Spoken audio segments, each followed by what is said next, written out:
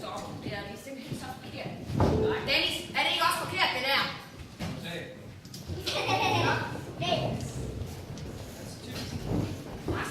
Har du hørt det der om Dennis og Kim? Jeg skal lige høre, Kim, hvem er det nu lige, det er? Det er da hende der. Atjubi! Det er hende der laver den der, I ved, den der viffer der, ikke om? Ja, det var vildt sjovt, det var det. Ja, det var det altså. og far han sad bare der helt overrasket. Fes! Ja, det holder for gang til. Det var helt godt. Ja. Den kommer hun godt nok til at høre for længe. Det gør hun vist allerede. Okay, det er også rigtigt. Ja. Forresten, så har jeg faktisk hørt, at de mødte hinanden på netdating.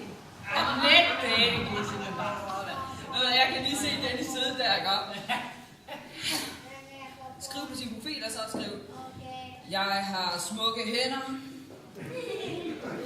Jeg har smukke blå øjne. Jeg har smukt hår. Ja. Jeg har en lækker krop.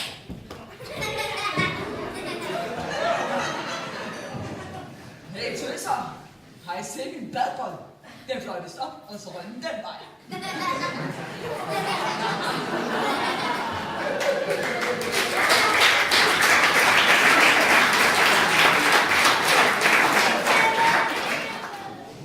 Har I set min gravide svane? Den har fået kejsersnit. Nej, undskyld. Men jeg har lækre muskler, som I kan se. Jeg er faktisk bare generelt lækker. Ja, jeg er lækker. For jeg er for lækker. Lækker.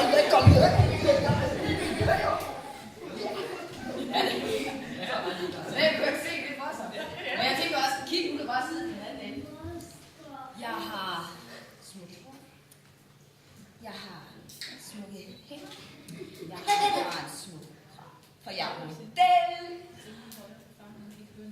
Kan far ikke høre noget? Det er ikke så godt. Ja, og så har jeg jo smukke øjne. Jeg er faktisk smuk. Jeg er faktisk rigtig smuk. Jeg er for smuk til det her sted. Og jeg vil have andre smukke med. Så tag mig dog væk fra det her sted. Til et sted, hvor jeg får fred.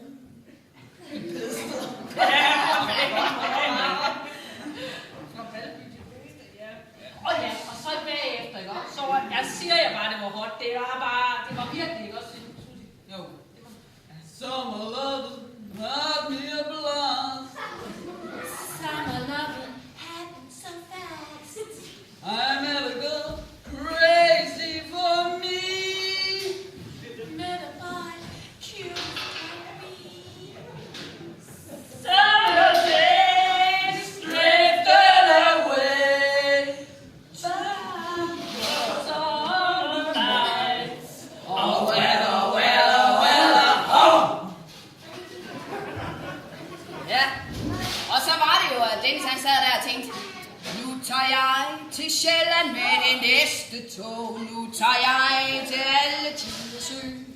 For der bor en dejlig pige der, som er hele rejsen værd. Ved I hvad? Det er ingenting. Jeg hørte jo, at Dennis han har skrevet med Kim. Så hun skrev: Jeg har 2 katte. Den ene hedder Bacardi, og så har Dennis tænkt: woohoo, så er der en cola. Ja, de 2 ting, de hænger der sammen. Det ved Dennis, det har han fået ind med sutteflasken. Så altså, det kan man lige skille af. Så skriver hun på hjælpe til ham: Nej, den hedder Lela. Og Dennis han har bare tænkt: what? Hvad er det for en cola? Come on. Ja, hun har siddet der og pralet, men jeg kan lige se det, for hun har siddet der og tænkt, min kat har spidse ører og knurrer og hale. Vi pisser i hundekurven, og de er lige glade. Den kæler og den spinder og viser ofte klør. Den fatter ingenting, en kat har fatte før. For min kat, den pansertank. Ja, undskyld, sagde du. Pansertank. Ja, det gjorde jeg da faktisk. fordi hjemme ved Jensens, der er det jo sådan, at man altid er i skudlinje, ikke? Ja, faktisk, så burde man hjemme ved The Jensens have taletidskort. Ja. Og jeg tænker også, det har været lidt farligt for Kiki at komme ind i familien. Og hun må da have tænkt sådan lidt ind imellem. Jeg snakker med mig selv, taler med mit bedre jeg. Jeg hyser på mig selv, syser på mig selv, skælder på mig selv, men nej. Mit hjerte slår på en helt ny måde, og det er en helt ny gåde, som I har givet mig. Nej, ved du hvad? Nu er det altså godt. Det kan godt være, at vi er hårde at være sammen med Kiki. Ja, men Dennis, jeg kan jo godt huske din første møde med nordmandsfamilien. Nordmandsfamilien, det er den der med norske mælk. Nej, norske mjølk. Ved du hvad, det er simpelthen så vanvittigt dyr. Jeg kan lige så godt pisse mine penge ud på den græskvæld. Ja, men jeg kan altså faktisk godt huske det, og det ved nogenlunde sådan her.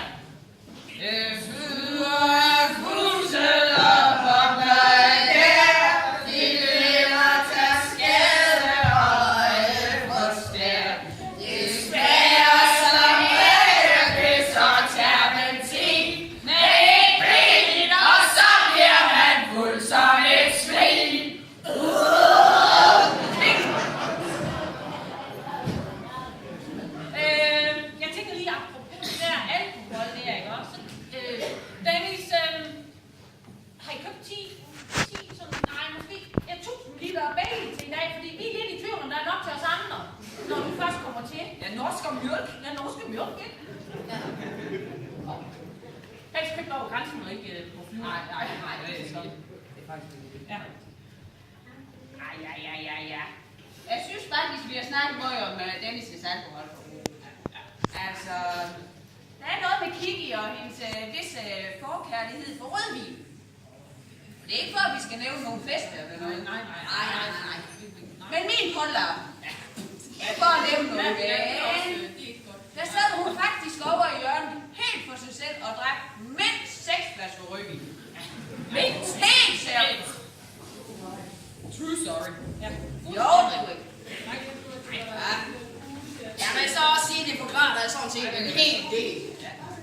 Der var jo noget med, så, ja, jeg kan ikke huske, der var noget med den her kjole, hun skulle sy. Ja. Jeg tror faktisk, hun har i hvert fald fået en enkelt eller 2 flasker indenbords, da hun syede den kjole. Ja, det var der. Hun fik hjælp. Ja. Hun må i hvert fald have fået hjælp af en del hus, tror jeg. Det er en hel del hus, ikke? Vi kan sagtens sy den kjole. Vi er faktisk kun en smule, der skal sys med et par nåle. Vi finder sagtens på det, bare vi skal nå det. Så sliver Kiki sufferne, som den for dårlig skade.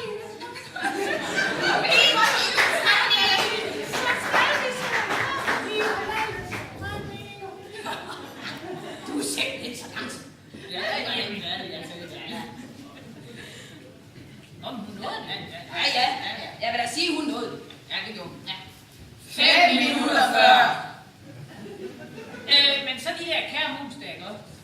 De er måske også lige haft lidt for travlt, ikke? Det var jo noget med, at de glemte en strop. Jeg tror bare, de har fået for meget rødvin. Ja, det tror jeg også. Det er norsk og mjølk. Ja. Nå ja, apropos bryllup. Minder det her, jeg så om noget? Glade jul, dejlige jul. Vi skal gå hånd i hånd gennem livet der med. Jeg ved hvad, det ved jeg hvad. Jeg var der selv. Det var der, Dennis han kastede sig ned på sin grædende knæ med sin blødende hjerte og skreg. Min Kiki, jeg vil giftes med dig. Min Kiki, jeg vil giftes med dig. Jeg savner dig hele mit tiden. Min Kiki, sig nu ja. Ja.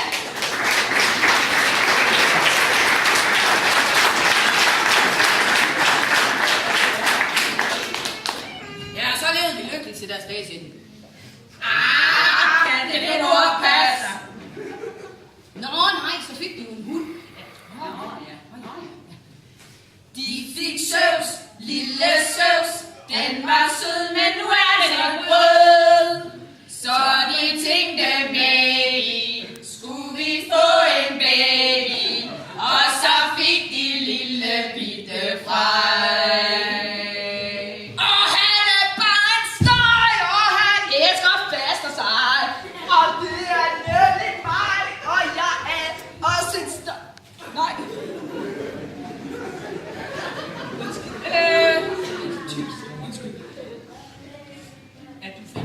Ja, jeg er færdig. Okay.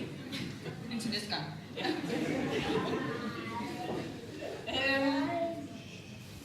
Nu når I lige nævner Frej, ikke også, så synes vi jo faktisk, det egentlig er ret heldigt, at Dennis og Kiki overhovedet var i stand til at få ham.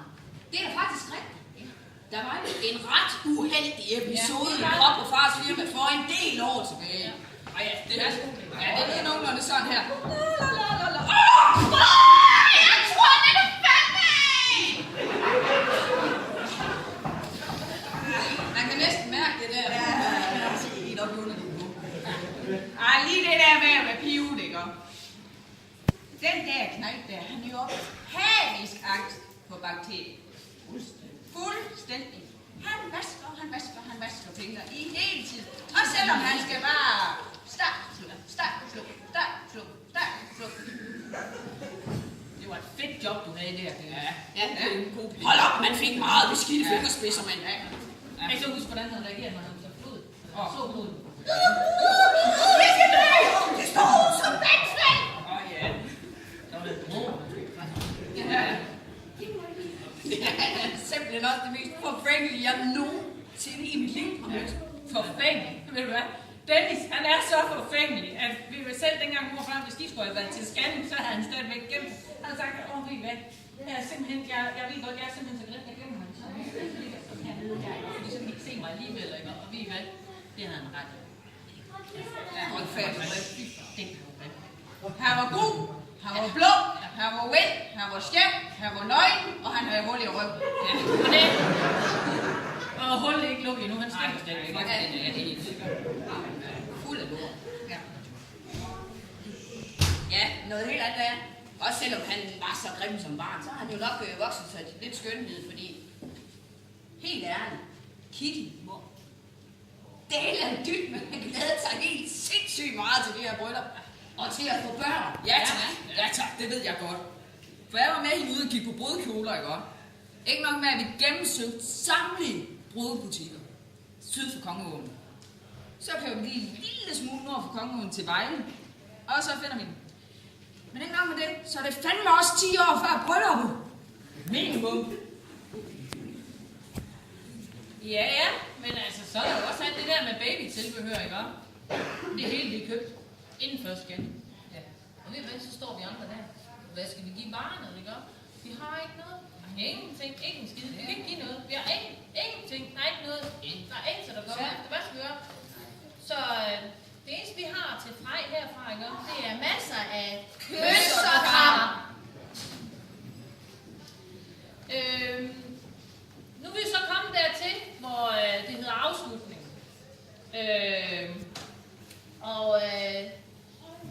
Det har vi diskuteret lidt.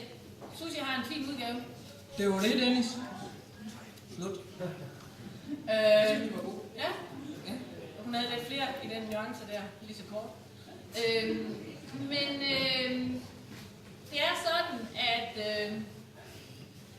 her er lidt en speciel situation. Far har også været inde på det. Det her, det er vores lillebror. Og det er jo ikke fordi, jeg er ikke gammel. Men jeg kan godt huske, det var fordi jeg har en god hukommelse. Jeg kan godt huske, at Dennis han blev født. Han er født på fredag. Og jeg har fri kl. 11 fra skole, vil jeg lige sige. At stå her, og min lillebror han bliver gift, det er sgu lidt... det er ligesom når ens eget barn bliver konfirmeret, eller noget lignende. Fordi jeg har altid haft en eller anden rolle i dit liv, Dennis. Jeg har ikke kun været din storesøster. Jeg har også været med til, som morfar siger, jeg har været med til at opdrage mig. Så har jeg været en slags mor også for dig. Det har ikke altid været nogen udpræget succes for Dennis. Jeg er lidt træls. Der var en her i aften, eller i dag, jeg snakkede med, at Dennis, han sagde, eller de sagde, nå, så er Dennis nok noget rigtig godt for Dennis. Det tror jeg ikke.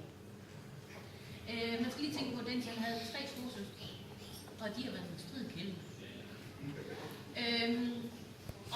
Det har været skønt at have en lillebror. Dog lidt feminin lillebror, vil vi jo så sige. Og det er ikke nøgen, at Dennis han bruger en halv time på badeværelset, mens vi andre vil ligge forbi et spejl eller så. Det ser fint ud. Så var den i vinkel. Men han har heller ikke været skide god at lege med. Og han har ikke været skide nem at holde øje med. Fordi når Dennis, hvis vi skulle holde øje med ham, for eksempel, der boede nede på Arne, vi gør. Hold øje med hans lillebror. Ja, fedt nok, vi gør. Så var han væk. Og du kunne bare ikke finde ham, og man sad på sine grædende knæer på bogstaveligt talt og hyldede til vor herre. Du må hjælpe mig med at finde ham. Mor og far slår mig ihjel, og jeg lover dig, jeg går i kirke hver eneste søndag, og jeg skal aldrig nogensinde lyve mere. Så sidder han en lille snot, og han sidder inde under en busk lige ved siden af ved at dø i grin. Og det er ikke sket én gang, det er sket mange gange. Når man så skal lege med ham, så siger mor til os, vi havde Susie, hun havde alle tiders sådan en lille barnevogn. Cindy kan også huske det, fordi hun skulle tælle omgange. Sådan en gammeldags barnevogn, og mor hun sagde, at Dennis han har været et par år. Hold lige øje med jeres lillebror, sagde hun, det var da gået på Djursland. Ja, fint nok. Og så gå ud og lege, fordi jeg har ryddet op, siger hun så, og det er fint, vi går ud. Og vi placerer knægten i barnevognen. Så finder vi på, at det gælder om at løbe en omgang sådan ud på landevejen, og så skal man løbe om bag den gamle markvej, så skal man løbe den vej, så kommer man ind i gårdspladsen igen, og så skal man se, hvor hurtigt man kan gøre det, og hvem der er bedst til det. Det går vældig fedt, og Dennis han synes, det er helt vildt sjovt, for han bomber jo bare afsted, og synes, at vi spænder afsted, og simpelthen tæller omgangen.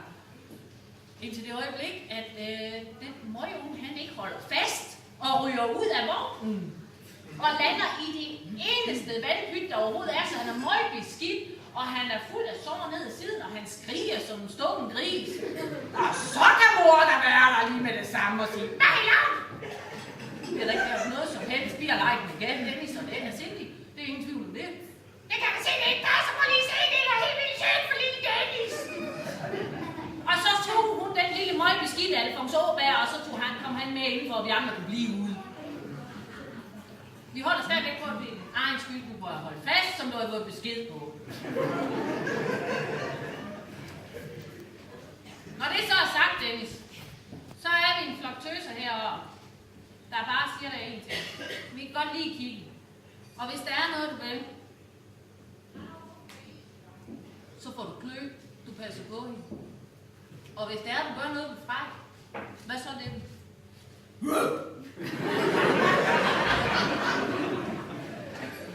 Og Kiki, det kan godt være, at han skal tugtes en gang imellem, og han skal holdes ned. Men hvis ikke du passer på vores lillebror,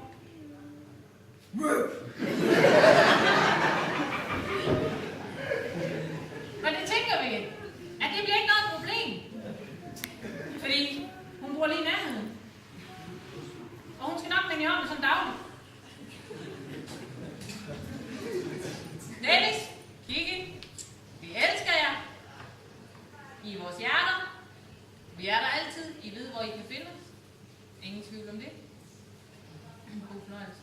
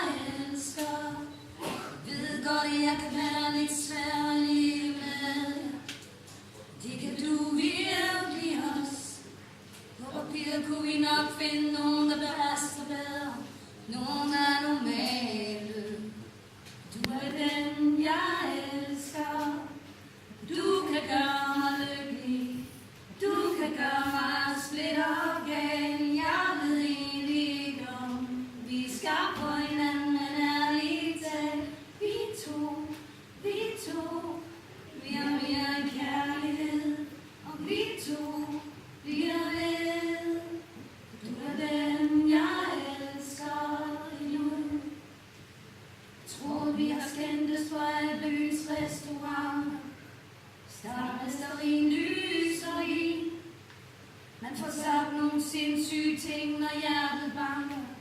Ingen som dig. vælte min verden. Du kan gøre mig lykkelig, du kan gøre mig splittergal. Jeg ved egentlig ikke om vi er skabt for hinanden, men ærligt talt, vi to, vi har mere end kærlighed, og vi to bliver ved. Du er den, jeg elsker nu. Et øjeblik er der melodien og engelsk-sang.